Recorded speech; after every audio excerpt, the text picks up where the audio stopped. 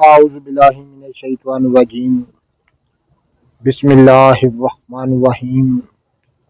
अल्लाहुम्मा सल्लि अला सय्यदिना मौलाना मुहम्मदिन व अला आलिहि व सहबिही व बारिक वसल्लम। तमाम तारीफ़ें रब्बुल इज़्ज़त की हैं जो तमाम जहानों को पालने वाला है, जिसकी तमाम जहानों में बादशाहत है, जो हर चीज़ का हकीकी मालिक है, जो जैसी लातदाद निबातात को पैदा फरमाने वाला, इनको रंग व बू बख्शने वाला और इनमें अजीबोगरीब अफ़ाल व ख़वास रखने वाला है। मैं हूँ हकीम आमिर शहज़ाद डस्का पाकिस्तान से। जितने भी मेरे दोस्त अहबाब मेरे यूट्यूब चैनल हकीम आमिर शहज़ाद डस्का पर नए हैं, वो चैनल को सब्सक्राइब जरूर किया करें। नाज़रीन इकराम, मैं आपकी खिदमत में बारहा अर्ज़ कर चुका हूँ कि नेग्रो काफ़ी दुनिया की महंगी तरीन काफ़ी में इसका शुमार होता है। ये रब्बुल इज़्ज़त के ज़मीन पर बखेरे हुए ख़जाने हैं, लेकिन हमारे पास चाबी नहीं है। चाबी से मुराद नाज़रीन इकराम हमारे पास इल्म नहीं है। हम इनको नकम्मा और फजूल ख्याल करते हैं, जो कि हमारी जहालत की खुली निशानी है।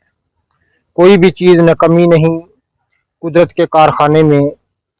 नाज़रीन करम, ये कसूंदी का पौधा है, आप देख रहे हैं। मुकम्मल मैं आपको पौधा दिखा रहा हूँ। ये कसूंदी का पौधा है, जिसको कसवंदी या नेग्रो काफ़ी कहा जाता है। इसको बाज़ लोग जंगली चास्कू भी कहते हैं। नाज़रीन करम, नेग्रो काफ़ी इसलिए इसको कहा जाता है कि इससे एक ख़ास किस्म की काफ़ी तैयार होती है, जो कि बदन इंसानी के लिए बड़ी ही एक मफीद तरीन चीज़ है। ये आप देख रहे हैं कि इस पर इस वक्त फलियां पक रही हैं। फलियों के अंदर बीज है, मैं आपको दिखा देता हूँ। ये आप देखें ज़रा, ये फली के अंदर आप बीज देख रहे हैं। मैं ज़रा करीब से आपको दिखा सकूं, ये फली के अंदर आप बीज देख रहे हैं। ये मैंने बाहर निकाले हैं। यही वो काफ़ी है नाज़रीन इकराम, जो कि बहुत ही अपने अंदर फ़ायदा रखती है। जैसे ज़ोफ़े अमा और आंतों की कमज़ोरी, ज़ोफ़े जिगर और तमाम जहरी अलामतों के लिए इसको ख़ास नामवरी हासिल है। नाज़रीन करम, ये कसूंदी का पौधा है, आप देख रहे हैं किस कदर इस पर फली लगी हैं। इसको तलवार फली भी कहते हैं। ये आप देख रहे हैं, क्योंकि इसकी फली की जो मशाबत है, ये आप देख रहे हैं तलवार की तरह होती है। तो नाज़रीन करम, इस लिहाज से इसको जो है वो तलवार फली भी कहा जाता है।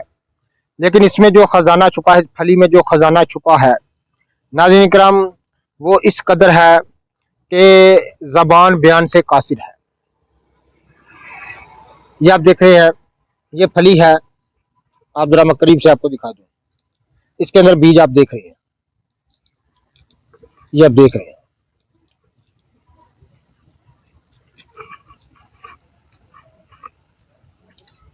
ये आप देख रहे हैं। ये बीज जो है नाज़रीन इकराम, इनको अच्छी तरह धूप में खुश्क कर लिया जाए और इनको बारीक पाउडर कर लिया जाए, और काफ़ी के तौर पर अगर इस्तेमाल किया जाए तो नाज़रीन इकराम तमाम आंतों की कमज़ोरी, दायमी कब्ज़, जिगर का कमज़ोरी, मैदे की कमज़ोरी नाज़रीन इकराम दूर हो जाती है। ये आप बीज आप देख रहे हैं फली के अंदर, मैं आपको दिखा दूँ। ऐसी ही लाजवाब चीज़ें नाज़रीन इकराम मैं आपकी खिदमत में अर्ज़ करता रहता हूँ, ताकि इल्मुल अकाकी ज़्यादा से ज़्यादा लोगों में फैले, हम इनके मतलब ज़्यादा से ज़्यादा जानें और ज़्यादा से ज़्यादा इन चीज़ों से फ़ायदा उठाएं।